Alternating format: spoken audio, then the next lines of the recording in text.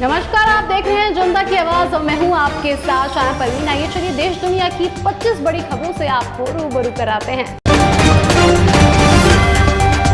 Rafale सौदे पर नई रिपोर्ट को लेकर बीजेपी ने कांग्रेस पर बोला हमला। रिपोर्ट में आरोप लगाया गया था कि फ्रेंच विमान निर्माता कंपनी दसॉ ने भारत को 36 राफेल फाइटर जेट बेचने का सौदा हासिल करने के लिए बिचौलिए को करीब 65 करोड़ रुपए का भुगतान किया था। छठ के महापर्व पर यमुना की लहरों पर जहरीले केमिकल और झाग की तस्वीरें सामने आने के बाद दिल्ली सरकार पर यमुना की सफाई के दावों को लेकर सवाल खड़े हो गए। वहीं दिल्ली जल बोर्ड ने यमुना के इस प्रदूषण के लिए उत्तर प्रदेश और हरियाणा सरकार को जिम्मेदार ठहराया। तमिलनाडु में भारी बारिश से बुरा हाल, 5 लोगों की हुई मौत। भारी बारिश के कारण सड़कें उफनती नदियों की तरह दिखने लगी और लोगों के घरों में पानी भर गया। अधिकारियों ने राज्य के कुछ हिस्सों में निचले इलाकों में रह रहे लोगों को अलर्ट रहने के लिए कहा। दिल्ली के आसमान में धुंध, राजधानी की हवा अब गंभीर से बहुत खराब स्थिति में आ गई।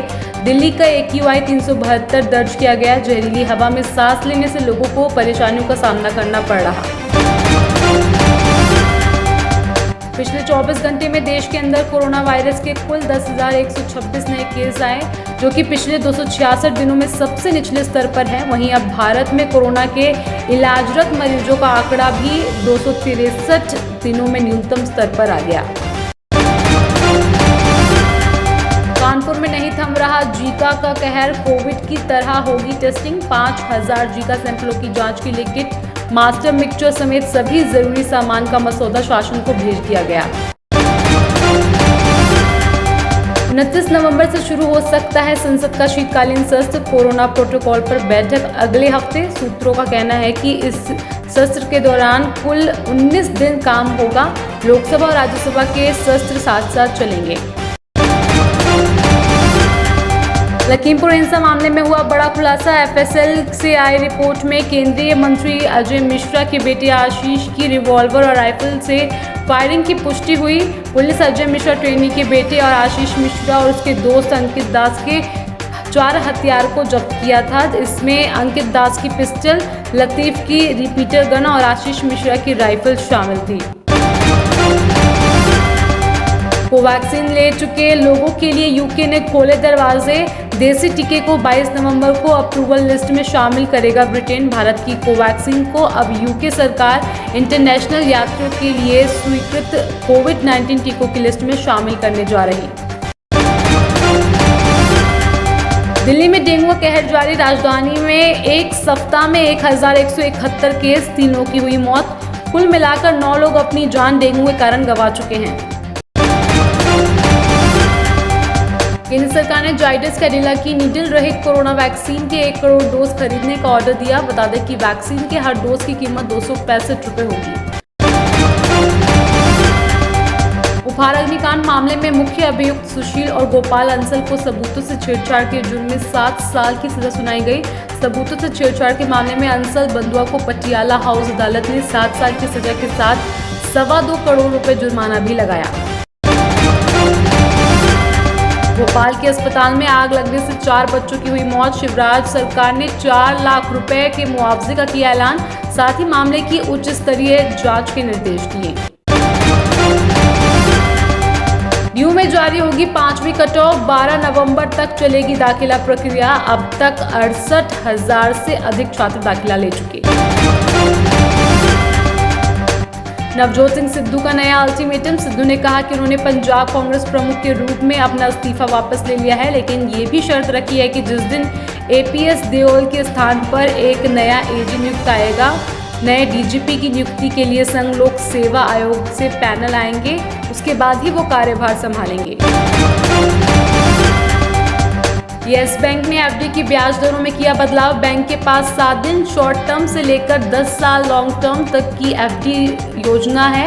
नई दरों के अनुसार 7 दिन से 14 दिन तक की FD योजना पर 3.25% ब्याज दर दे रहा। रिठाला बवाना नरेला कॉरिडोर पर दौड़ेगी लाइट मेट्रो। अगले साल से शुरू होगा काम। मेट्रो फेज 4 के शेष 3 कॉरिडोर पर कैबिनेट की हरी झंडी मिलने के बाद शुरू होगा निर्माण। महाराष्ट्र के पूर्व मुख्यमंत्री देवेंद्र फडणवीस ने एनसीपी नेता नवाब मलिक पर कई गंभीर आरोप लगाए। उन्होंने प्रेस वार्ता आयोजित करते हुए कहा कि नवाब मलिक का सीधा संबंध अंडरवर्ल्ड से है। इलेक्ट्रिक वाहनों पर केजरीवाल सरकार का बड़ा ऐलान, 2500 रुपये में मिलेगा इलेक्ट्रिक चार्जर। दिल्ली सरकार चार्जिंग स्टेशनों के लिए शुरुआती 30,000 आवेदकों को 6,000 रुपये की सब्सिडी दे रही है।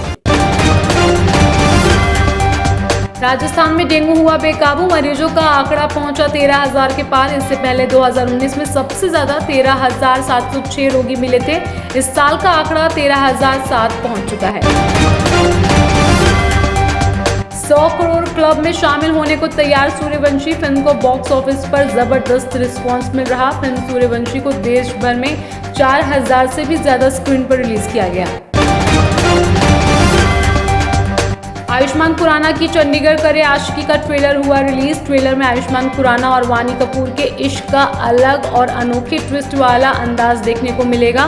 फिल्म 10 दिसंबर को सिनेमाघरों में रिलीज हो रही।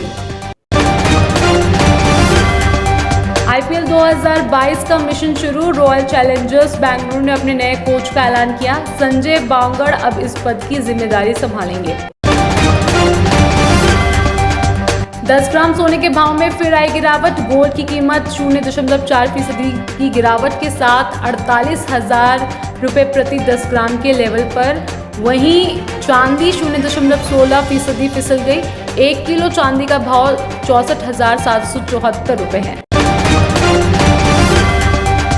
सीबीएसई टर्म 1 एडमिट कार्ड हुआ रिलीज। बता दें कि 10वीं और 12वीं की कक्षाओं के लिए परीक्षाएं 17 और 16 नवंबर से शुरू होंगी।